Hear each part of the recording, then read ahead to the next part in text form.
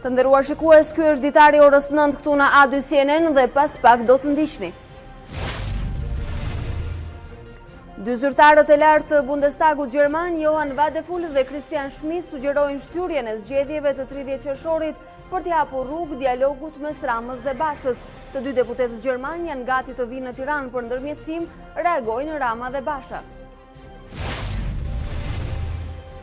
Ndërkohë, Lulzim Basha refuzon ftesën e Ramës për dialog në prag të protestës kombëtare të 25 majit. Pas këmbguljes së kryeministrit me 2 letra publike, Basha përsëriti kërkesën për dorëheqjen e Ramës dhe deklaron se i vetmi dialog do të jetë ai me qytetarët.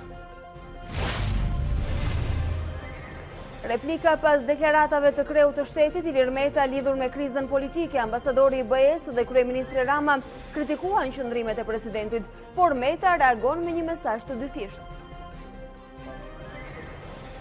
Zonja dhe zotëri, mirëmëngjes, mirë se po takohemi edhe sot si çdo ditë tjetër në ekranin e A2 CNN me ditarin e orës 9. Në minutat në vijim do të keni mundësi të informoheni edhe për të tjera tema si këto. Komisioni Qendror i Zgjedhjeve rrëzoi me 4 vota kërkesën e opozitës për të pasur antar në KZZ në zgjedhjet vendore të 30 qershorit. Socialistët refuzuan me argumentin se PD dhe LSI nuk janë subjekte zgjedhore. Vëzhguesit e Odir sot në konferencë për median. Rikonfigurimi i Parlamentit Evropian pritet të sjellë fuqizimin e grupimeve nacionaliste dhe euroskeptike dhe të kurrjen e partive tradicionale pro-europiane. Ky moment rrezikon të vërë në dyshim vlerat e trashëguara dhe vetë Unionin. Antonio Conte dhe Pep Guardiola janë ndër emrat që përfliten se do të marrin drejtimin e Juventus. Zërat më të fundit në Itali afrojnë trajnerin e Manchester Cityt edhe më shumë drejt Torinos, ku thuhet se ai ka një marrëveshje dhe 4 qershori do të jetë dita e firmës.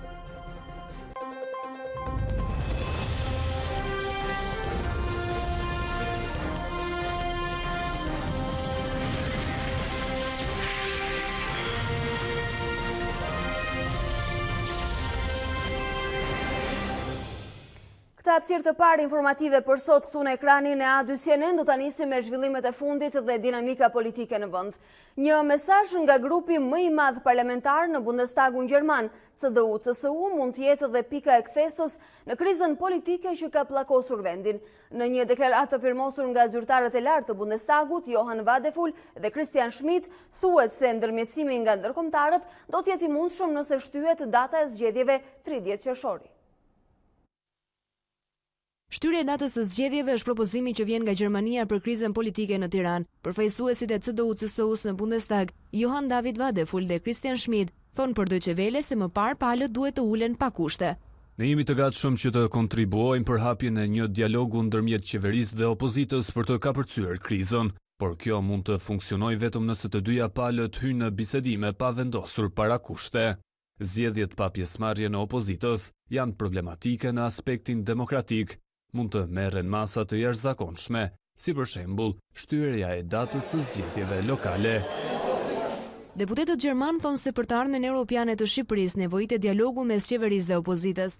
Për këtë të dyja palët duhet të afrohen me njëra tjetrën dhe të jenë të gatshme për kompromise. Nëse kjo nuk do të ndodhë, ekziston rreziku që vendit të mbyllet rruga drejt Evropës.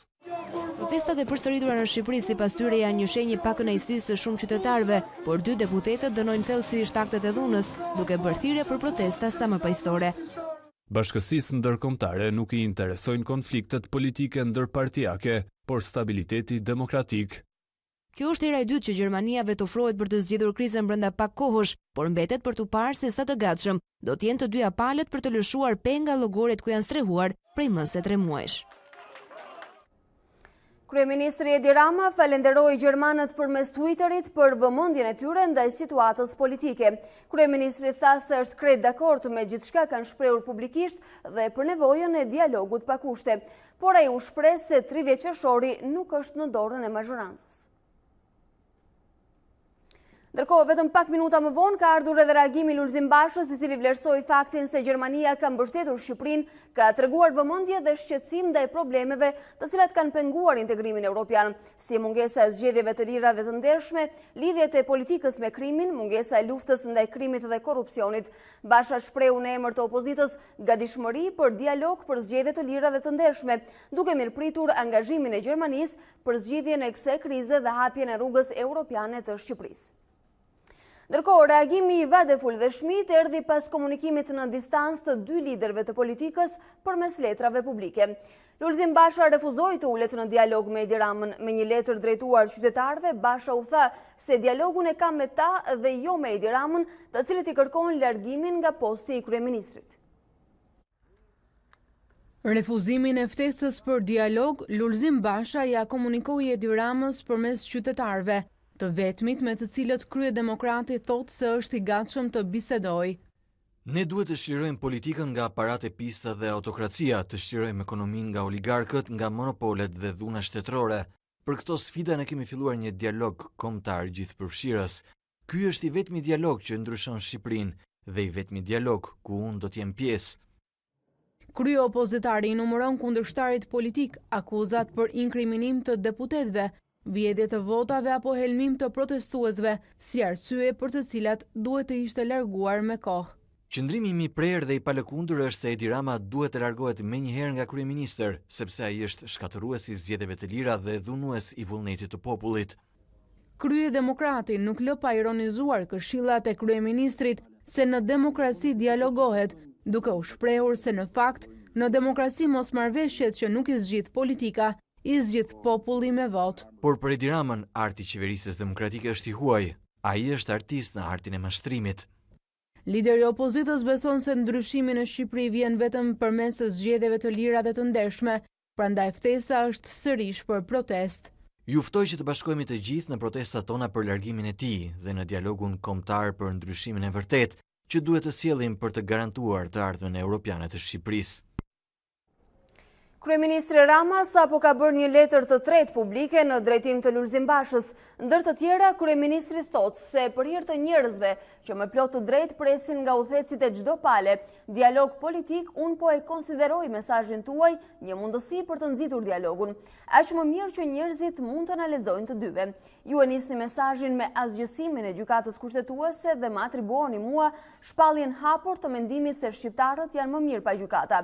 E pa vërtet. Ndërkohë, ai ndër të tjera thotë se për gjykata nuk kemi më shumë se 2 dekada kur jemi në mungesë të tyre, kur drejtësia mu ashtu siç e donte udhëheci juaj, e jo vetëm ai ishte e një maj që falet më të fortit dhe bliej nga më i pasuri. Ju keni edhe eksperiencë personale lidhur me këtë fakt dhe jeni një ilustrim kuptim plot i tij, shkrua në reagimin e tij të pak minutave më parë në një letër të tretë publike në adresë të zotit Basha, kryeministri Edi Rama.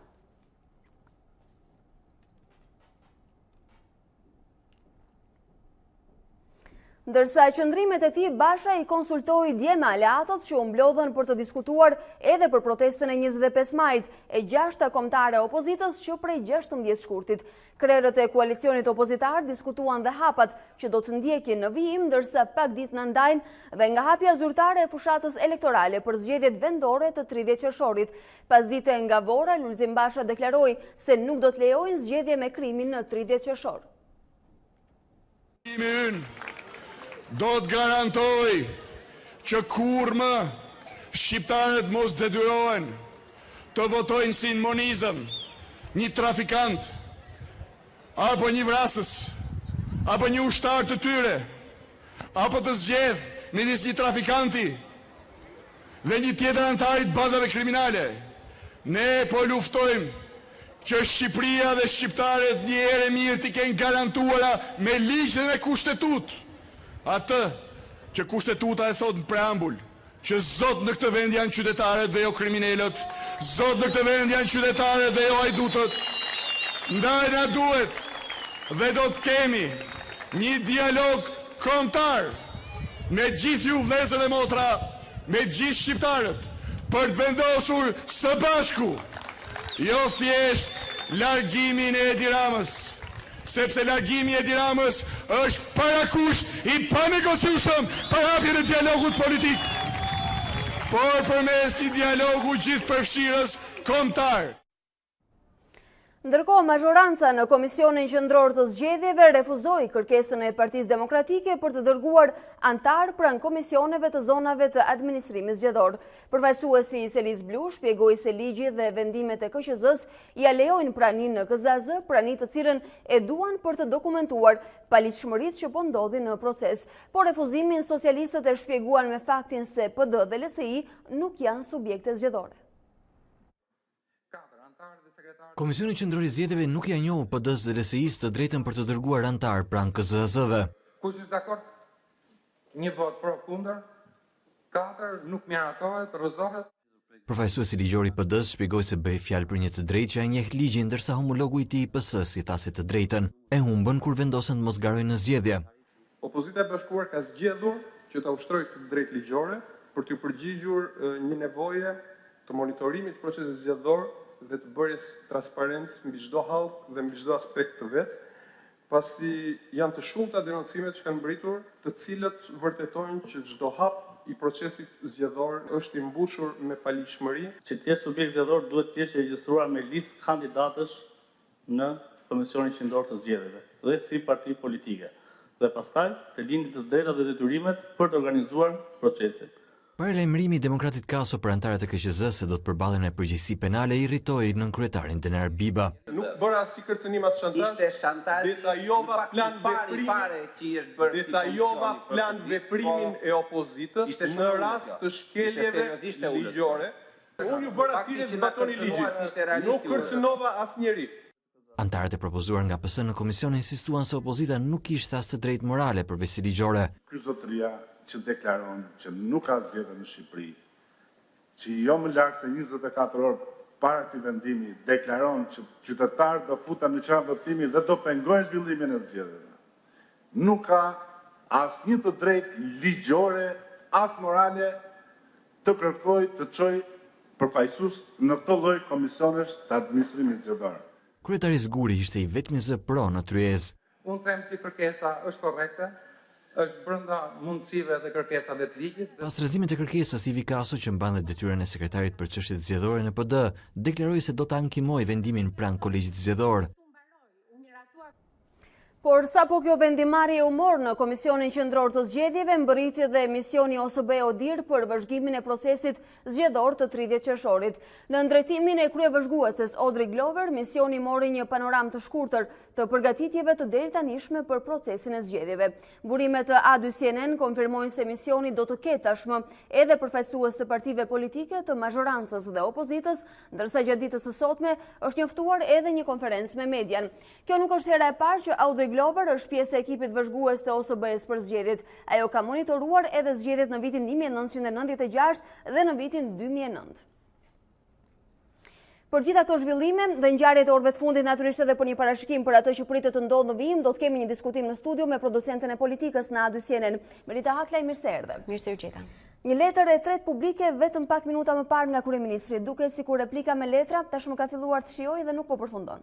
Kemi 3 letra publike të kryeministrit Rama dhe 1 të kryetarit të opozitës zotit Basha.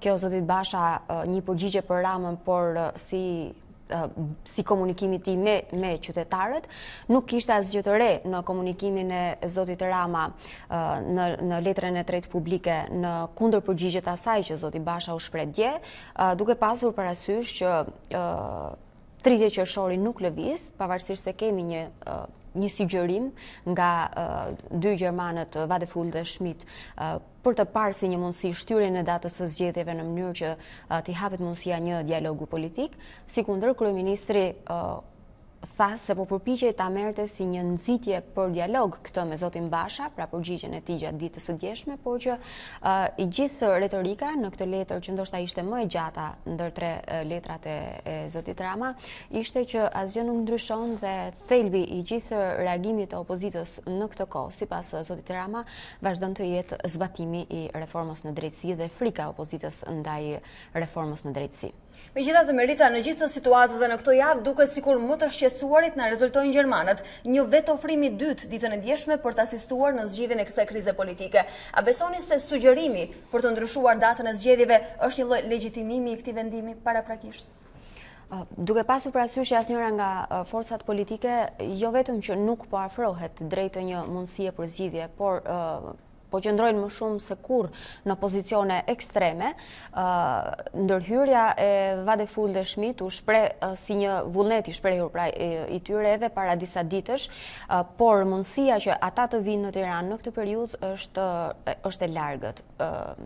Me 26 votohet për zgjedhjet në Parlamentin Evropian, të gjitha vendet e Bashkimit Evropian janë të përfshira në këtë proces.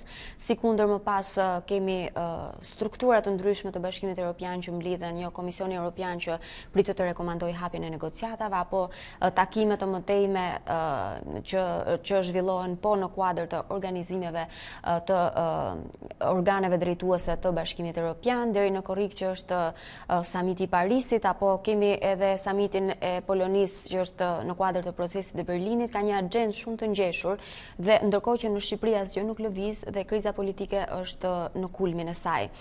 Pra europianët janë shumë të zënë për të ndikuar. Madje unë një ditë para se Zoti Vadeful të shprehte këtë qëndrim të tij, u mësuam që mundësia e tij për të mbërritur në Shqipëri ndoshta do ishte nga shtatori. Nëse diçka ka ndryshuar, atëherë pritet për ta parë në ditët në vijim, por mbi të gjitha nga vullneti i palëve për të ulur në dialog, një dialog që dy gjermanët Vadeful dhe Schmidt e kërkojnë pa parakushte, por që me të gjitha temat për të diskutuar, që do thotë ata njohin shqetësimin në rritje të qytetarëve ndaj qeverisjes, sikundër refuzojnë dhunën që po përdoret në protesta, duke bërë thirrje për përmbajtje nga të dy anët dhe ulja në dialog pa parakushte, por duke u parë si mundësi shtyrja e datës së zgjedhjeve, pritet sipas tyre shihet si një mundësi e parë për të ulur palët në tryezë. Ndërkohë që gjermanët këmbgulin kaq shumë në momentet e fundit për një dialog pa parakushte nga të dyja palët, duke i bërë pothuajse të barazvlefshme uljen e tyre në një tryezë dialogu, është zoti Basha i cili po reziston ende në llogorin e tij. Pse gjithë kjo këmbgulje dhe si besoni se është në sytë e opinionit publik sot rezistenca e liderit të partisë më të madhe opozitare në vend? Ai në 2017 ul, madje edhe kushti ishte i njëjtë, largimi i kryeministrit dhe pati një marrëveshje. Sot flet për marrëveshje kulisash, për cilat thotë se nuk është dakord. Ajo çfarë në këndvështrimin tim ka ndryshuar 2 vite më pas është që nëse më përpara, pra 2 vite më përpara, nga mbështetësit e Partisë Demokratike, sytë ishin ndaj zotit Basha për të gjetur një marrëveshje me zotin Rama, që në muajin e parë të pranimit të qëndresës së tyre në çadër dhe në vijim, tashmë ka ndryshuar. Pas marrëveshjes së 2017-s, mënyrës se si shkuan në zgjedhjet, reduktimi i numrave në parlament, i përfaqësimit të demokratëve në parlament nga ana e Partisë Demokratike, për mendimin tim kanë bërë që tani, në këto moment, të jetë zoti Basha, presioni i zotit Basha më i vogël se presioni i elektoratit të zotit Basha. Gjë që më duket si hera e parë që një lider të jetë i diktuar nga mbështetësit e tij dhe jo lideri të diktojë mbështetësit e tij. Pse është kjo? Ka reagime qoftë nga njerëz që kanë një ndikim publik, opinionistë apo politikanë të caktuar, përfaqësues në Partinë Demokratike apo opozitarë të ndryshëm, por deri tek militantët që përdit dalin në protestat e opozitës, kanë problematikat e tyre të ndryshme dhe për një arsye apo për një tjetër janë mbështetës të kësaj force politike, kanë një lloj druajtje nga mënyra se si zoti Basha do të pranonte për të ulur në dialog. Dhe kushti i elektoratit është që zoti Basha nuk duhet të ulet në dialog me zotin Rama si kryeministër. Ne kemi parë një këmbgulje të fortë edhe në këto takime, duke pasur parasysh që po zhvillon disa takime entuziaste në Durrës, në Shkodër, në Vorë, sigurisht janë të organizuara nga strukturat e Partisë Demokratike, por ky mesazh i është dhënë zotit Basha, qoftë nga elektorati, qoftë nga ata që mund ta këshillojnë apo ata që përpiqen të ndikojnë në një mënyrë ose një tjetër në opinionin publik. Ne presim për të parë se sa mund të rezistohet, ndërsa afrohemi drejt 30 qershorit. një datë që përsëri zoti Rama sapo e ka përsëritur që nuk ka ndërmend ta ndryshoj. Është një datë kushtetuese, mandati i të zgjedhur vendor është kushtetues dhe është deri me 10 gusht dhe në çdo rast nëse do të kishim një shtyrje për në vjeshtë do duhet të ndryshonim kushtetutën. Palët politike ja kanë dalë të bëjnë çdo gjë në rast se kanë planuar të bëjnë një marrëveshje. Se çfarë të reje mund të bëjnë këtë herë në këtë krizë të re në 30 vitet e tranzicionit shqiptar, presim për ta parë në vijim. Pra, po më thua se në 2017 në kapitullin e çadrës kishte një predispozit edhe nga opinioni publik mbështetësit e opozitës që të kishte një marrëveshje, gjë që mungon sot. Megjithatë, kryeministri e kujton dhe sot marrëveshjen dhe thotë se ishte një marrëveshje pozitive në letër, por e dështuar. Në të vërtetë, marrëveshja e 2017-s ishte një çlirim në momentin që ajo u firmos, një çlirim për politikën, një çlirim për opinionin publik. Palët vendosën që do shkojë një zgjedhje, opozita u përfshi në qeverisje me portofole kryesore, të cilat mund të menaxhonin për aq kohë për aq javë sa mbetën për të shkuar drejt 25 qershorit të zgjedhjeve parlamentare. Disa drejtori të rëndësishme u morën, sikundër marrëveshja pjesën tjetër pozitive që e kishte për në shtator dhe mbrapa në 2017-ën. Flitej për reformë kushtetuese, flitej për reformë zgjedhore, flitej për reformë në mënyrë se si do të bëhen prokurimet publike, pra të gjitha këto nuk u përmenden më kurrë. Dhe gjithçka u thye që në zgjedhje në fakt, sepse Partia Demokratike psoi një humbje të thellë dhe ndërkohë informacionet që merrte Partia Demokratike, por edhe ato çfarë konstatuan ministrat teknik të cilët u ankuan në vazhdimsi gjatë muajve të qëndrimit të tyre në detyrë për pengesë nga administrata që gjetën në ministrit ku shkuan që nga sekretari i përgjithshëm që është niveli më i lartë i administratës dhe ka të paktën nga pikpamja ekzekutive funksionimin e saj, konstatuan problematika që në fakt cënuan procesin zgjedhor dhe çfarë konstatuan demokratët, ajo çfarë ata deklarojnë dhe sot mbështeten fort në dosjet 339 dhe 184 është se zgjedhjet u parablen. Pra krimi politika, mënyra se si u ndikuan mbi votuesit, veçanërisht ata që punojnë në administrat, ndikuan para ditës së zgjedhjeve, qoftë me shitblerjen e votës, e cila është sot në rekomandimet prioritare për adresim nga OSBE-diri, qoftë me ndikimin në administratën publike apo faktorë të tjerë që e bëjnë sot Partinë Demokratike ti rreshtoj këto si argumenta pse ajo nuk beson tek zgjedhjet e lira dhe të ndershme me Edi Ramën kryeministër dhe kënguljen e saj për të ulur në një tryezë dialogu, por vetëm me Edi Ramën si kryetar të Partisë Socialiste. Merita, mburoja të cilën së fundmi e përdor kryeministri Edi Rama dhe mazhoranca socialiste është paprekshmëria e kushtetutës për datën e 30 qershorit, nga ana tjetër përmend vazhdimisht edhe ashpërsimin e kodit penal. Është për të veçuar edhe në krahasim me të gjitha proceset e shkuara zgjedhore që retorika politike është gjithmonë e pranishme, por nuk janë shpallur të gjithë kandidatët e Partisë Socialiste. Janë shpallur edhe ata kandidatë të bindjes demokratike. Dhe nuk po flitet për kandidaturat, nuk po flitet për programet e tyre, nuk po flitet se çfarë do të sjellin ata për qytetarët, po flitet vetëm se si do shkohet drejt 30 qershorit dhe se si ata që do të guzojnë të prekin 30 qershorin do të vuajnë këto dënime dhe të gjitha ato le të themi pasoja që sipas kryeministrit Rama do të vinë edhe nga ana e Shteteve të Bashkuara dhe Bashkimit Evropian duke penguar të gjitha ata që do të cënojnë 30 qershorin, do t'ju refuzohet vajtja në vendet të BE-s apo në Shtetet e Bashkuara të Amerikës.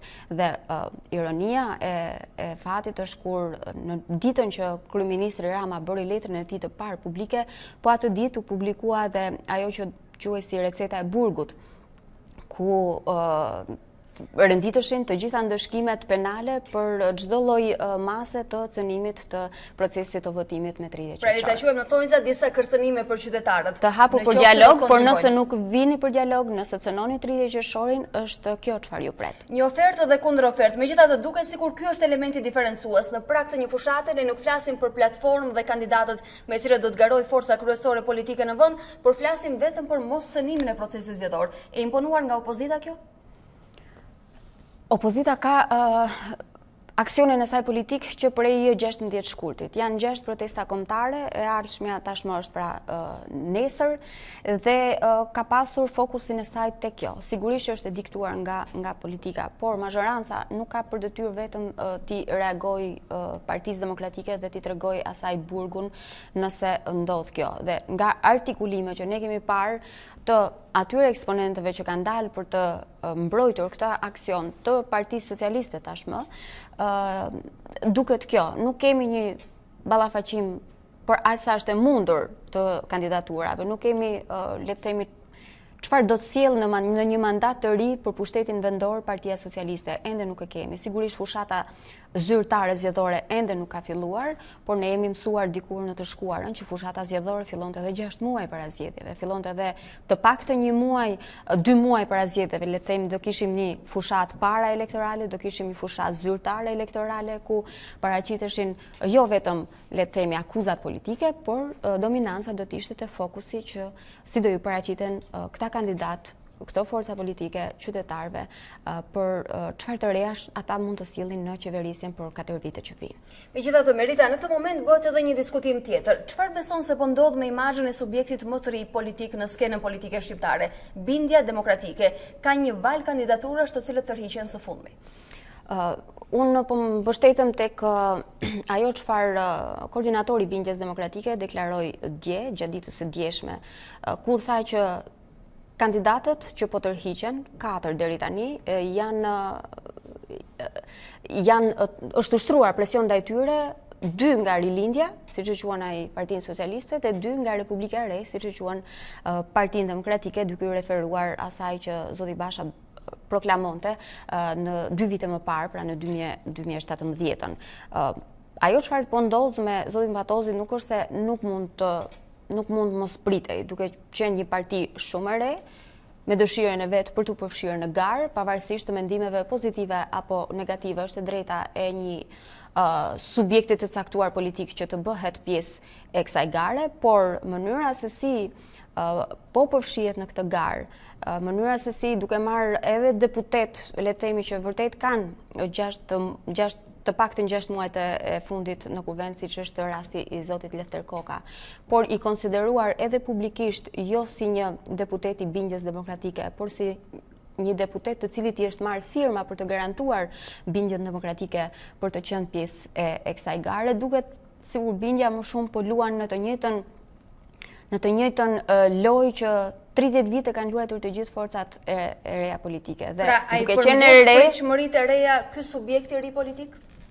Ambicia është për të sjellë diçka të re, por loja që po bëhet është në të njëjtat ujëra që veprojnë forcat e vjetra politike.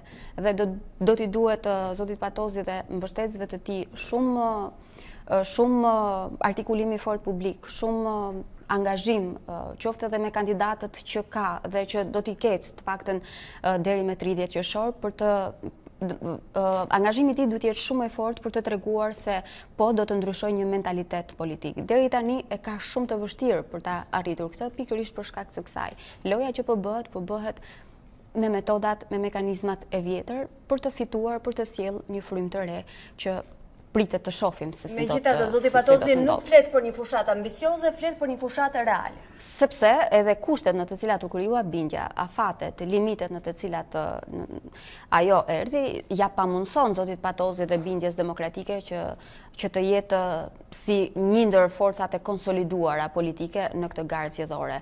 Zoti Patozi ka dashur të jap një mesazh që procesi zgjedhor në asnjë rast nuk duhet të braktiset. Dhe ky është angazhimi i tij për t'i lënë të gjithë ata opozitarë që të paktën janë kundër veprimeve të Partisë Demokratike të ndihen të përfaqësuar tek Bindja Demokratike. Merita, unë të falenderoj për analizën e përmbledhur që na solli sot.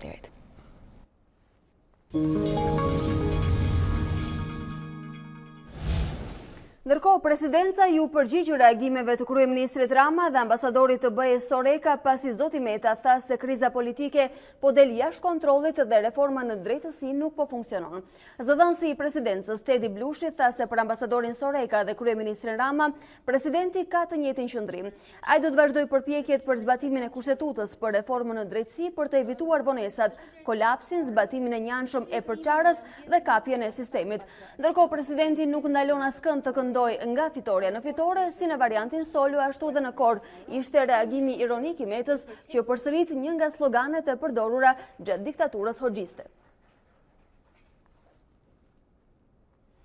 Debate ka pasur në parlament pas prezantimit të raportit të Institutit për krimet e komunizmit për vitin 2018. Spartak Braho kërkoi largimin e Agron Tufës nga drejtimi i këtij instituti, ndërsa debati ku përfshin dhe opozitarët degeneroi në fyerje. Ish oficerët e sigurimit vijojnë të jenë në shtet dhe mbrohen nga shefat e tyre. Konstatimi vjen nga Instituti i Studimeve të Krimeve dhe Pasojave të Komunizmit për vitin 2018. Kreu i këtij institucioni Agron Tufa kërkon ndërhyrjen e menjëhershme të parlamentit. Vendi i Shqipërisë duhet të marrë masa mundësisht urgjente për mënjanimin e ish oficerëve të sigurimit të shtetit. Ne jemi të bindur se krerët e këtyre institucioneve i mbrojnë haptazi e madje me arrogancë ish oficerët të sigurimit në postet drejtuese. Kjo është e amoralshme. Përplasja në distancë, Tufa Braho u bë ballë për ballë në parlament. Në veprimtarinë e tij instituti ka shkelur rënd ligjin, sepse neofashistët e tipit Tufa, e Qela,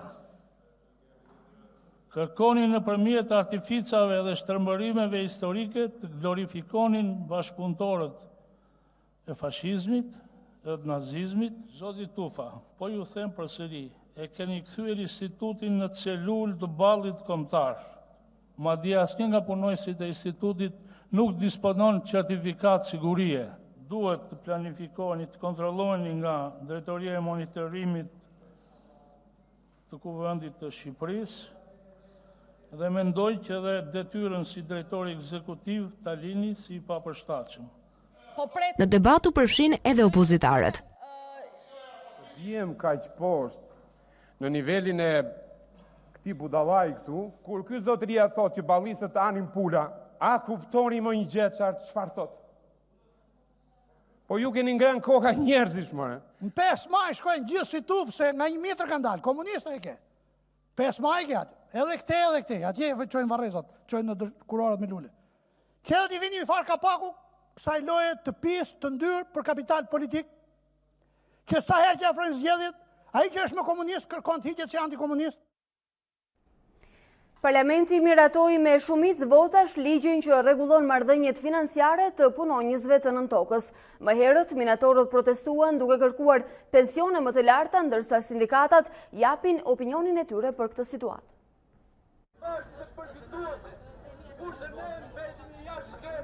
Pesë orë pasi minatorët kishin mbaruar protestën e tyre përballë parlamentit, deputetët e miratuan ligjin për ta.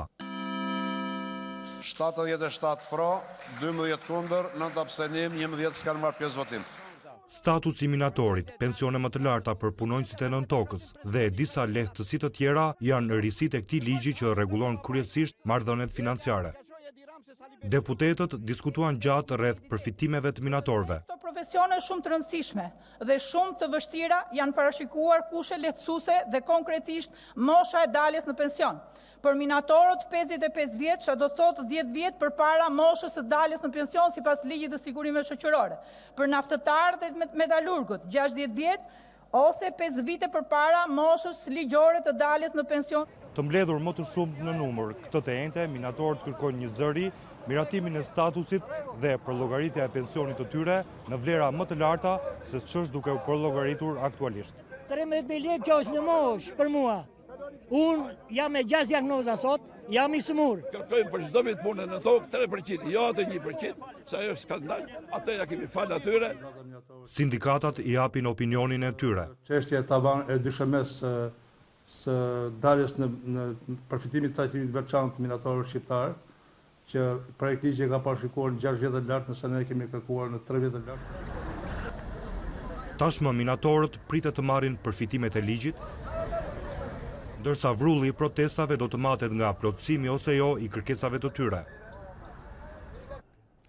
Maturantët po bëjnë përsëritjet e fundit për të certifikuar mesazhin dhe gjimnazin e tyre. Në qershor nisin provimet e maturës shtetërore, por këtë vit me disa ndryshime. Është hequr një provim me zgjedhje, shtohen pyetjet në 4 testet e tjera, ndërsa forcohen penalitetet për kopjuesit. 36.000 gjimnazistë janë ankth për mbarvajtje në provimet e maturës shtetërore. Këtë vit ka ndryshime, por dhe penalitetet të shtuara për nxënësit që kopjojnë. Maturantët do të kenë jo më 5 por 4 provime, zgjatet koha e testimit në 2 orë e gjysmë dhe ka më shumë pyetje alternative për çdo lëndë. Drejtoresha e shërbimeve arsimore Rezana Vrapi shpjegon ndryshimet në procesin e maturës. Ndryshon formati i testit, nuk do të jetë më me 50 pikë, por është me 60 pikë. Do të shtohet numri i pyetjeve me alternativa në test. Dhe sigurisht që çdo test është detyrë e qendrës së shërbimeve arsimore që të jetë në përputhje të plotë me programet orientuese. Njëri si tjetër është një pjesë e pyetjeve dhe janë pikërisht pyetjet me alternativa, do të korrigjohen jo në mënyrë manuale, por në mënyrë digjitale, pra ato do të skanohen.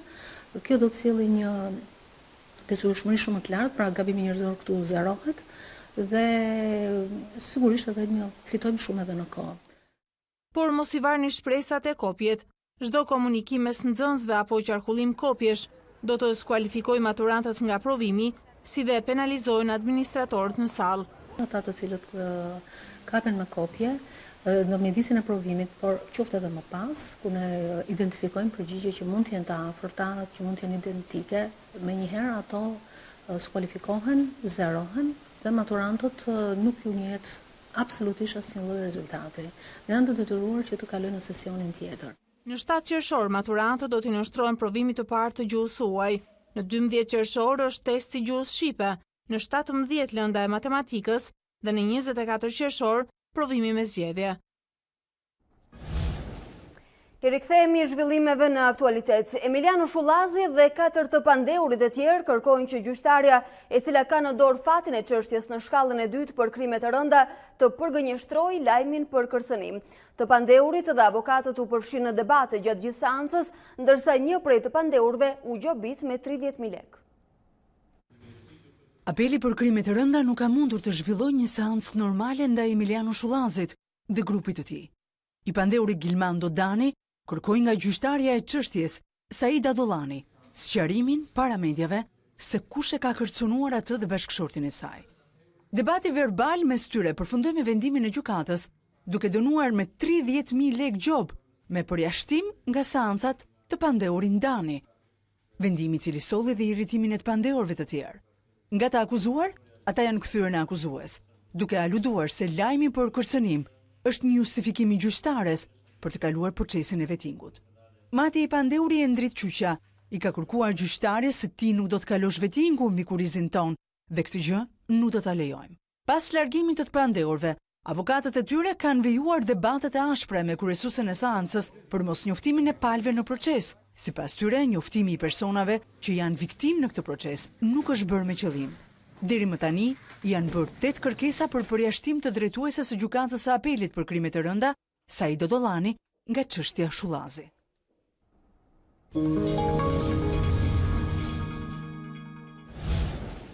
Nisin votimet për rinovimin e Parlamentit Evropian.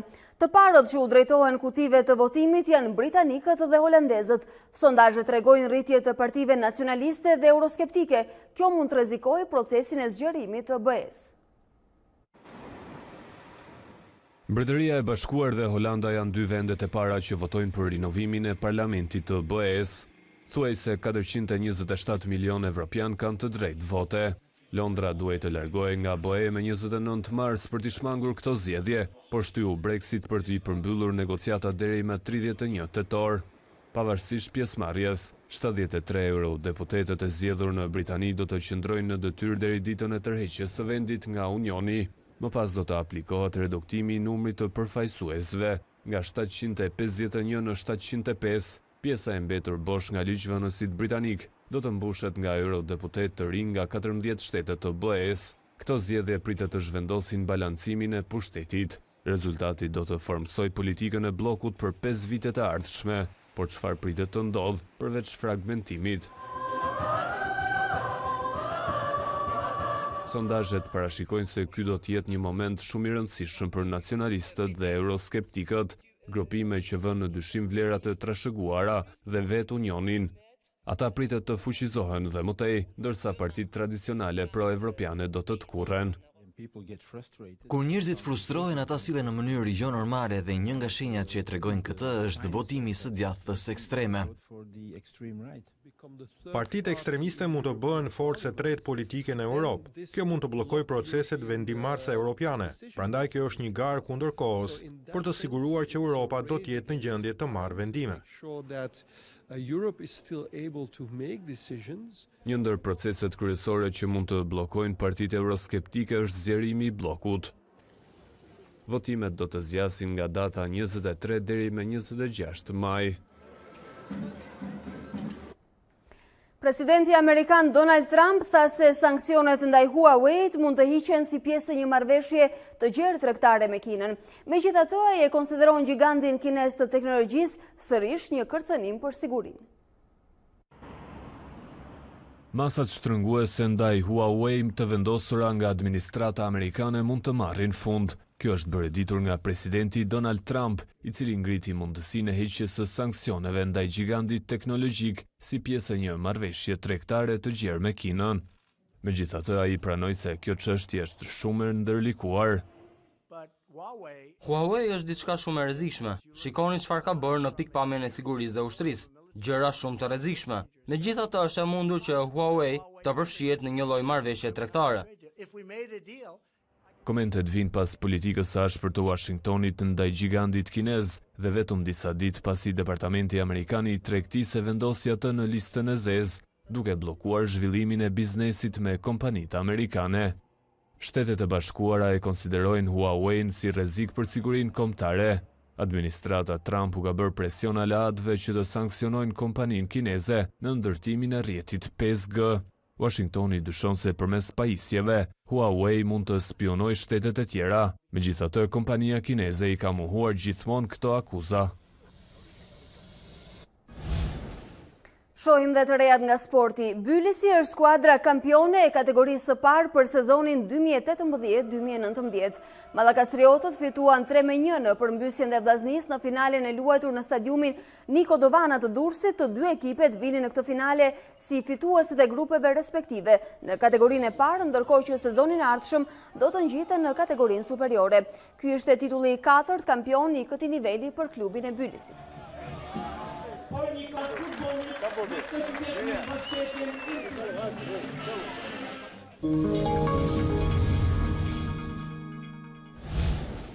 Holanda kërkon të reduktojë ndjeshëm numrin e lartë të turistëve që vizitojnë Amsterdamin.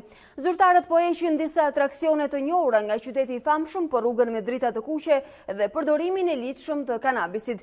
Vendimi erdhi pasi qytetarët u shprehën të lodhur nga dyndja e turistëve. Ndërsa qytetet të ndryshme të botës po luftojnë për t'i shtuar vizitorët, ndryshe vepron kryeqyteti i Holandës, i famshëm për tolerancën, shtëpizat dhe kanalet. Amsterdami po i nënshtrohet një ndryshimi radikal në sjellje, të paktën kur vjen puna për miliona turistë që dëshirojnë ta shikojnë atë çdo vit. Siç duket, toleranca ka arritur limitet e saj në kryeqytetin holandez, i cili po bën thirrje vazhdimisht vizitorëve që të drejtohen për në vende të tjera. Kjo sjellje është ndikuar nga frustrimi i banorëve që ankohen se ndihen të pushtuar nga turistët që përdorin rrugicat e biçikletave si shesh lojrash. Presioni është shumë i lartë. Ne nuk duam të kthehemi në një Venecia të dytë. Problemi që po hasim aktualisht është se Amsterdami është shumë i pëlqyer nga turistët. Kemi shumë të tillë që vijnë ta vizitojnë qytetin. Holanda arkëton 82 miliard euro në vit nga turizmi, por shumë banor mendojnë se numri i lartë i vizitorëve po shkatron shpirtin e këtij qyteti kozmopolitan. Zyrtarët holandez morën një vendim radikal që të ndalonin reklamimin e vendit si një destinacion turistik. Raporti i tyre Perspektiva 2030 thekson se përqendrimi kryesor do të jetë në menaxhimin e destinacionit sesa në promovimin e tij. Amsterdami është vizituar nga 18 milion turistë në 2018, ndërsa për 2030 parashikohen 42 milion vizitor. Për të ulur numrin e tyre, bashkia ka hequr disa atraksione. Duket se moti i vranët u rikthye, por si do të jetë fundjava, na e thot meteorologja jonë në komunikimin e këtij mëngjesi. Tanja Porja, mirë se vjen. Përshëndetje Alba, përshëndetje shikues të A2 CNN. Në fakt dita e sotme ka shpeshtuar vranësira që në orët e para të ditës, kryesisht në zonat veriore, por edhe në ato lindore. Vijon jugu dhe qendra të jetë me kthjellime të shkurtra dhe vranësira të herpashershme. Presim që duke ju afruar mesditës të ketë fuqizim të vranësira në të gjithë territorin shqiptar. Rrjedhimisht priten shira në veri, por edhe në gjithë zonat lindore, ndërsa në pjesën e dytë të ditës, pra kryesisht pas dite, presim shira thuajse në të gjithë territorin shqiptar. Mund të mbeten pa shira vetëm vija bregdetare jugperëndimore e territorit shqiptar. Dita e shtunë sjell përmirësim të motit sërish, thuajse gjatë gjithë ditës së shtunë kemi kthjellime dhe vranësira të herpashershme. Shirat mund të jenë në zonat izoluara në veri lindje, ndërkohë pjesa tjetër pa shira. Në këto kushte vijojmë deri para ditën e së dielës, kur kemi sërish fuqizim të vranësira dhe një ditë e ngjashme me ditën e sotme, vetëm se shirat do të jenë më të pakët në sasi, pra nga mesdita e së dielës dhe deri vonë në mbrëmje, por duke përfshirë dhe ditën e hënë, shirat mbeten prezente, por në afate të shkurtra kohore dhe sasi shumë të pakta gjatë ditës së diel. Ndërsa theksoj që sot pas ditës shirat janë të konsiderueshëm në veri dhe zonat lindore, ndërkohë shira më të pakët në sasi, por edhe në kohë zgjatje më të shkurtër do të ketë në pjesën e ultërësirës perëndimore. Temperaturat sot në mëngjes janë rritur lehtë, ndërsa mesdita sjell një rënje të lehtë kjo për shkak të vranësirave dhe prezencës së shirave në pjesën më të madhe të territorit shqiptar. Fundjava si është tuna, por edhe mëngjesi së dielës, ndërsa mesdita është ndryshe, sjellin rritje të ndjeshme të temperaturave, presim 27 ose ndoshta në zonat saktuara edhe mbi 27 gradë Celsius, vlera maksimale këto gjatë orëve të mesditës. Mesdita e së dielës sjell një rënje të lehtë me 1-2 gradë, kjo për shkak të densisë së vranësirave, të cilat do të jenë shumë më të shpeshta dhe më të dëndura sesa dita e shtunë. E hëna sërish dhe marta sjellin prezencë të shirave në territorin shqiptar. Ky është informacioni për fundjavën. Tanja Porja, të falenderojmë për informacionin e saktë dhe të përdisuar gjithmonë. Të nderuar shikues, ne shohim edhe një herë zhvillimet kryesore të ditarit të këtij mëngjesi, duke ripar edhe një herë titujt. Dy zyrtarët e lartë të Bundestagut gjerman, Johan Wadefull dhe Christian Schmidt, sugjerojnë shtyrjen e zgjedhjeve të 30 qershorit për t'i hapur rrugë dialogut mes Ramës dhe Bashës. Të dy deputetët gjerman janë gati të vinë në Tiranë për ndërmjetësim, reagojnë Rama dhe Basha.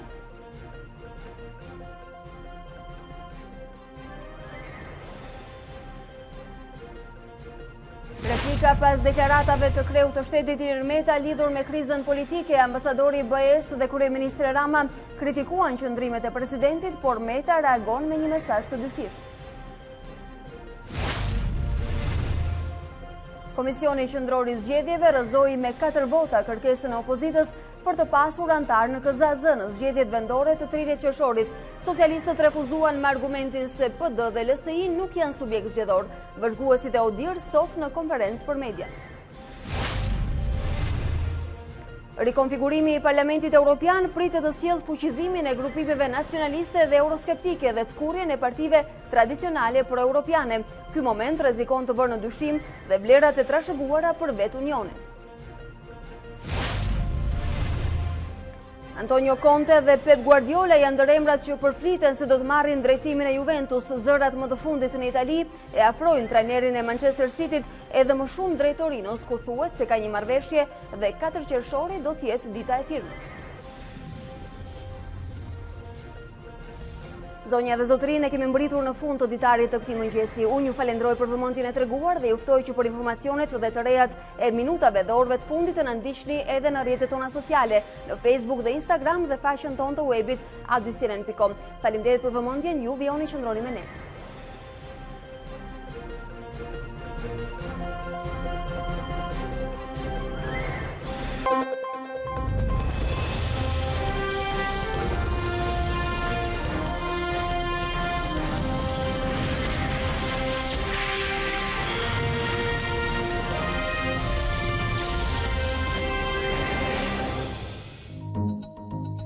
Unë jam Alba Lishani dhe ky është Ditari në A2 CNN. Për të parë të gjitha videot e Ditarit, klikoni subscribe.